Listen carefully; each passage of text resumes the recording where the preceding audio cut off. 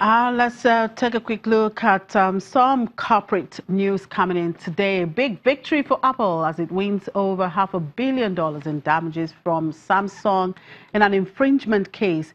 What does this say about the cost of patent violations, given that we know being the first to innovate makes all the difference in today's ultra-competitive tech world? You know, that is the question. And after this court verdict, we're not sure whether this has been resolved. Now, this court verdict, of course, may be the final word on a 7-year battle between these two tech giants, depending on whether, of course, Samsung decides to appeal. And this was an infringement case that had to do with the features that we know from the flagship phones of both these companies, like, for example, the grid layout of the apps or the rounded corners of the phone. But this verdict in particular had to do with damages. So Apple wanted $1 billion. And it based that figure on the sales that Samsung had made selling those infringing phones. But Samsung felt it should only pay $28 million, basing that figure on the money it made that was directly attributable to the parts that were in the infringing phones, the parts that were copied. So the jury basically had to decide whether to award damages based on sales of the whole product if only parts of the product were copied. Now, the court's verdict seems to be somewhere in between those two positions, even though it seems more favorable to Apple. But really, it doesn't give us much illumination. It doesn't tell us whether what the guiding principle should be in deciding damages in these kinds of infringement cases. So it's a bit of an open question. Very much for your time, Janelle. It's been a beautiful week with you. Do enjoy the rest of the weekend.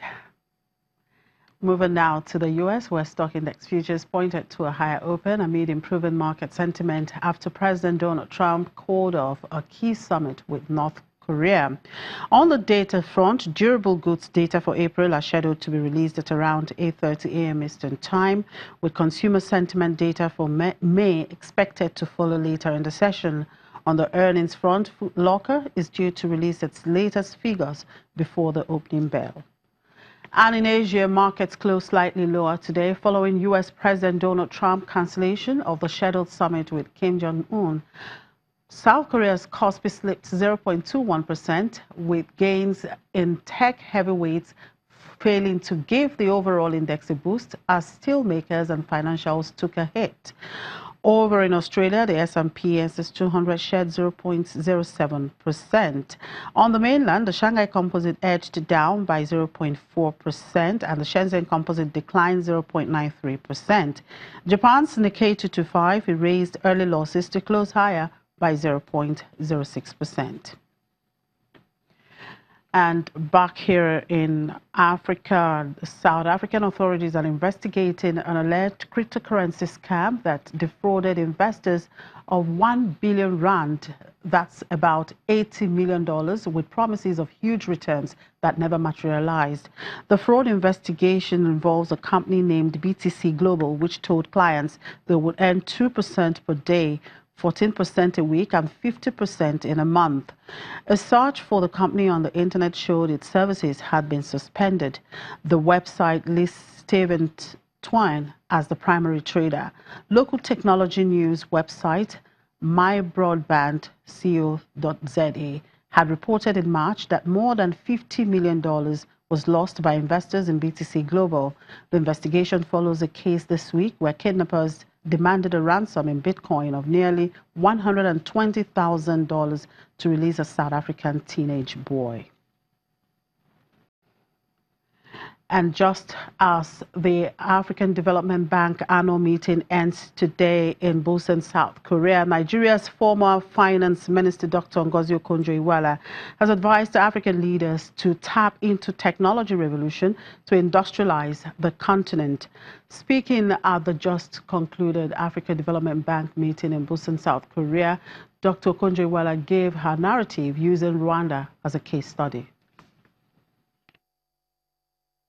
What is more interesting is whether new battery storage technologies can lead to greater scale, allowing more businesses to flourish, manufacturing to take place in rural areas to create even more jobs and lift more people out of poverty.